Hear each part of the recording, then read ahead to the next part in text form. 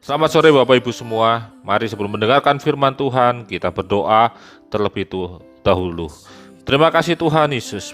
Pada sore hari ini kami bersyukur kami telah diberikan kesempatan kembali untuk mendengarkan firman-Mu meskipun secara online. Kami percaya Tuhan, Engkau akan menolong kami, memberkati kami, memberikan kami hikmat Tuhan agar kami bisa menerima firman Tuhan dengan baik. Dan firman yang ditaburkan ini mampu bertumbuh dan berbuah tetap dalam kehidupan kami. Kami siap mendengarkan firman-Mu. Di dalam nama Tuhan Yesus kami sudah berdoa dan mengucap syukur. Haleluya, amin. Selamat sore Bapak Ibu semua. Hari ini kita akan belajar dari perumpamaan dalam Matius 13. Dengan beberapa minggu ke depan kita akan belajar tentang perumpamaan dalam Matius 13. Ada beberapa perumpamaan dan kita akan pelajari satu persatu tiap hari Rabunya. Hari ini kita akan belajar tentang perumpamaan tentang seorang penabur.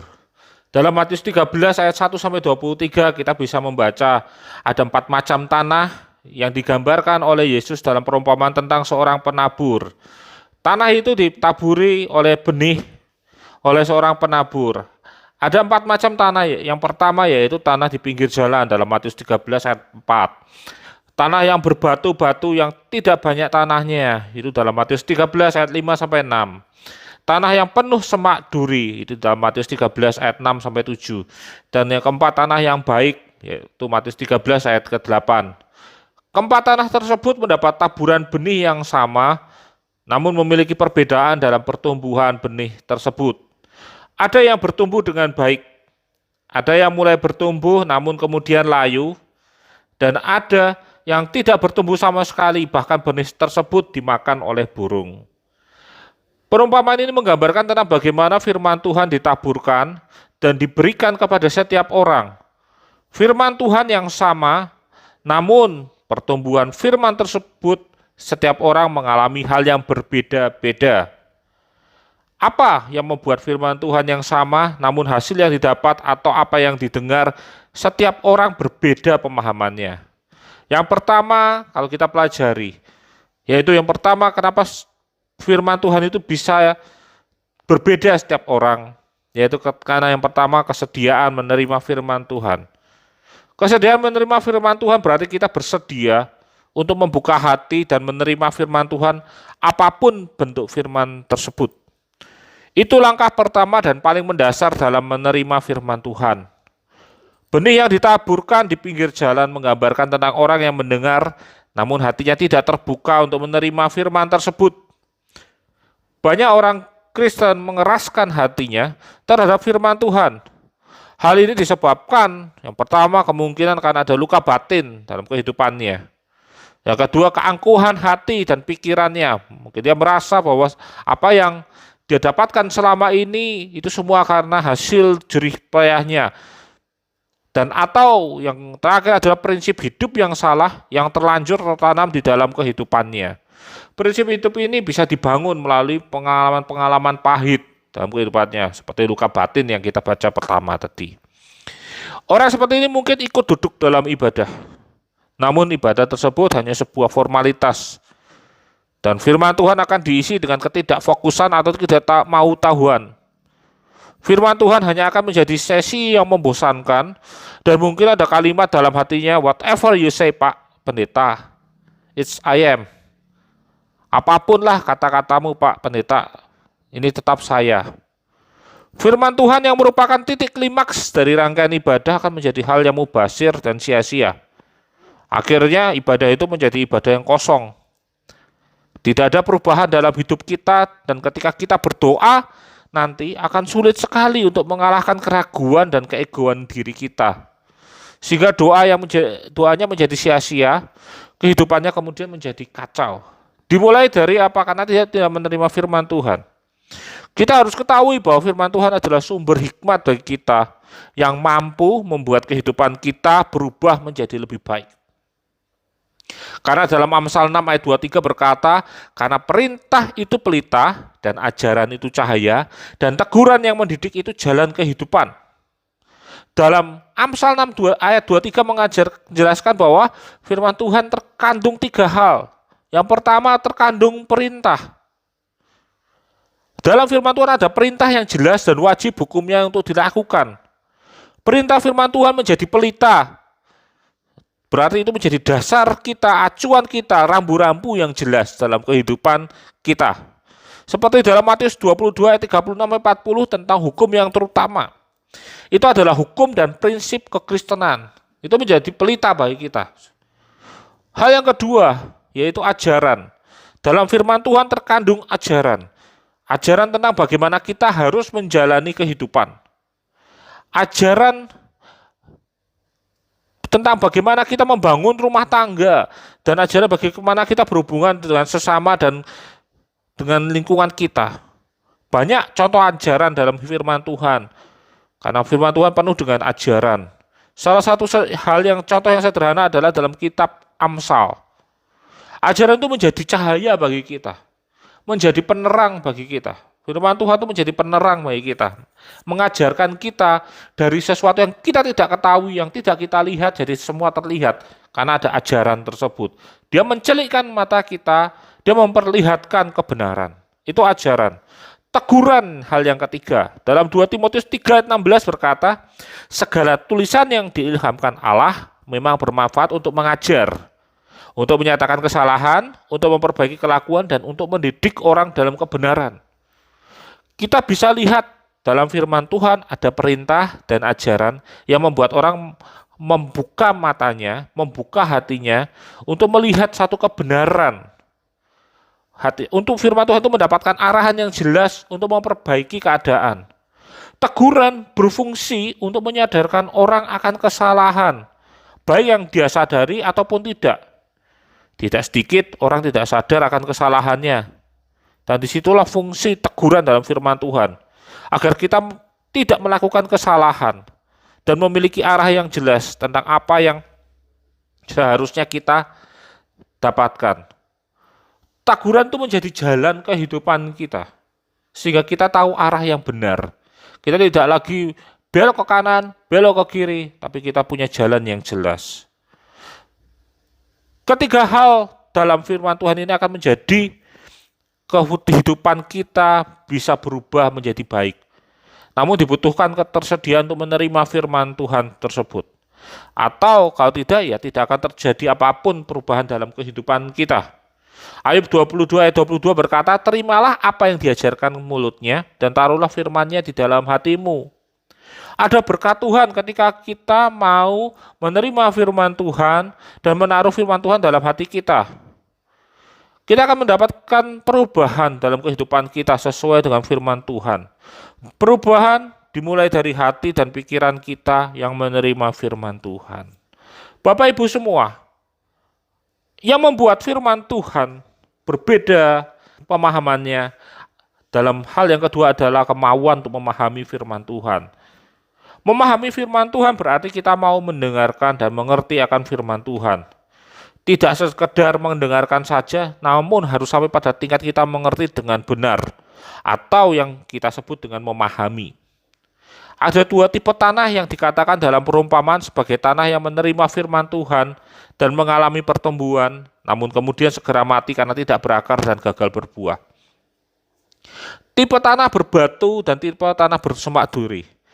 Tipe tanah berbatu memiliki lapisan tanah yang tipis, dan ketika benih tersebut ditaburkan, benih tersebut bertumbuh namun hanya sebentar kemudian menjadi kering karena tidak berakar.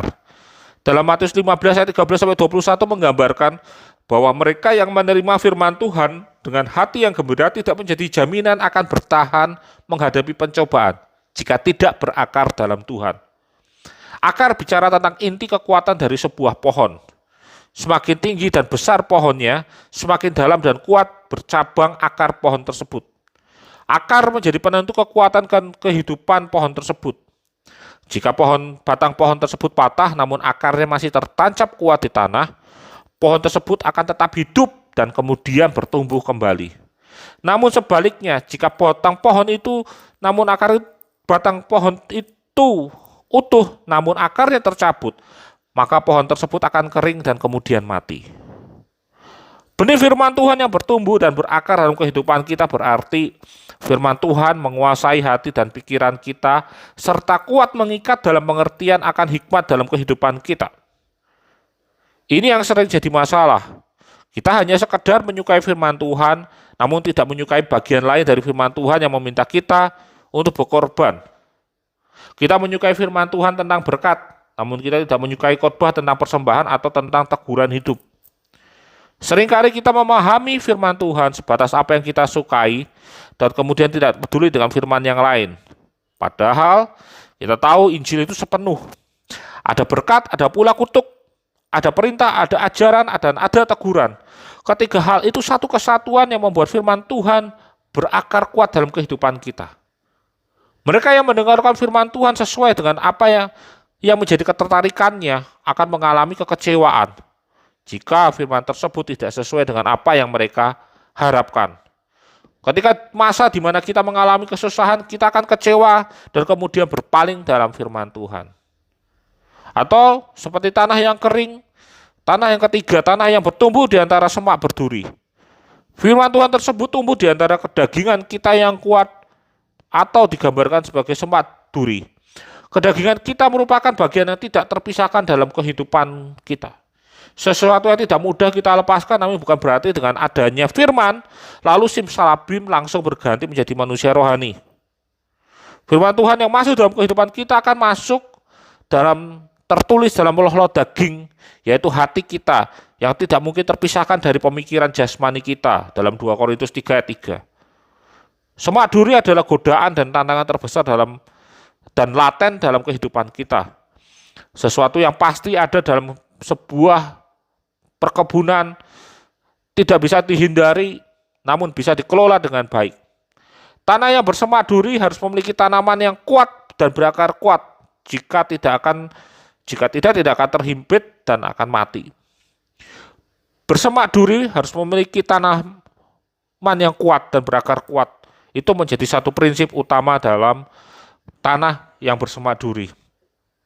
Semak duri bicara tentang hawa nafsu kehidupan dan kehidupan daging kita yang menjadi bagian dalam kehidupan kita ini.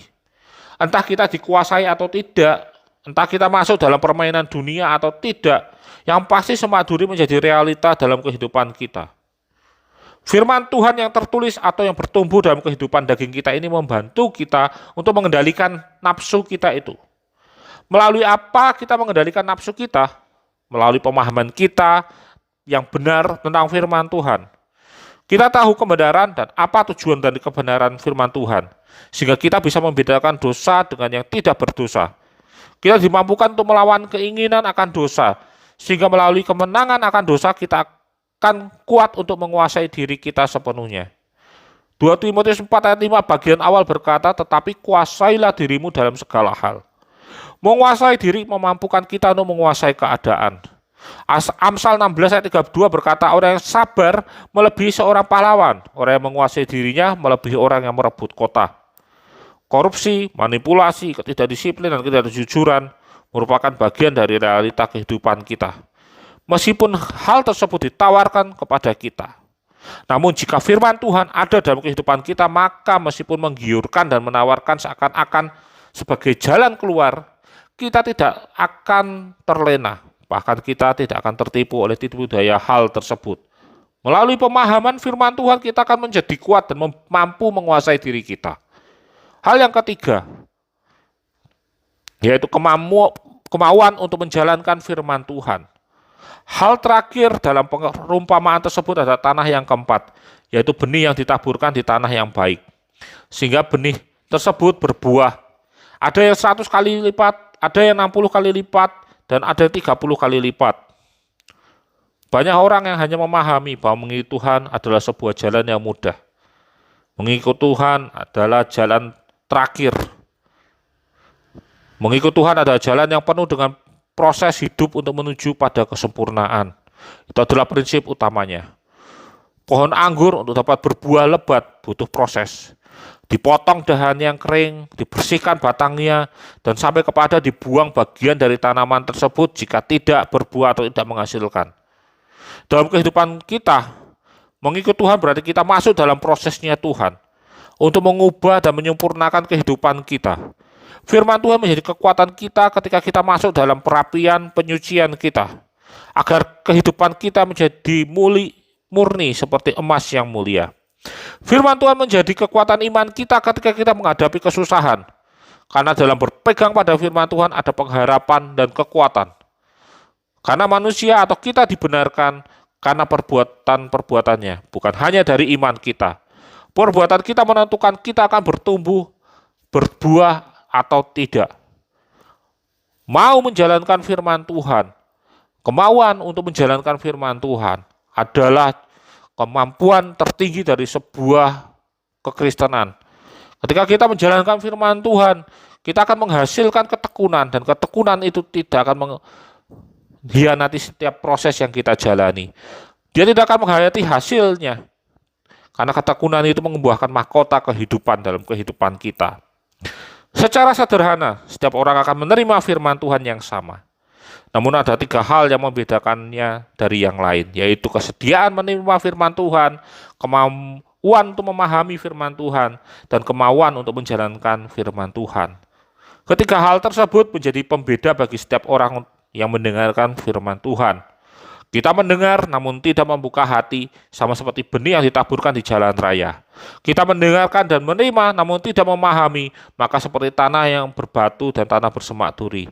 Namun ketika kita mau menerima dan menjalankan firman Tuhan, kita akan hidup dalam prosesnya Tuhan. Dan prosesnya Tuhan tidak akan berat karena Tuhan ada dalam kehidupan kita. Kita seperti tanah yang baik, yang ditaburi benih, dan benih itu bertumbuh, berbuah berkali-kali lipat. Mari Bapak Ibu semua, kita semua mau menerima, memahami, dan menjalankan firman Tuhan, agar kehidupan kita menjadi kehidupan yang bertumbuh, berbuah, dan berbuah lebat. Tuhan memberkati. Bapak Ibu semua, kita sudah mendengarkan firman Tuhan, kita berdoa untuk menutup ibadah KPA pada sore hari ini. Terima kasih Tuhan Yesus, kami sudah mendengarkan firman-Mu Tuhan. Biarlah kami memiliki kemampuan, kemauan, dan kemampuan untuk memahami, kemampuan untuk menjalankan firman Tuhan, sehingga kami mampu merubah hidup kami, merubah orang lain, merubah lingkungan kami melalui perubahan dalam kehidupan kami.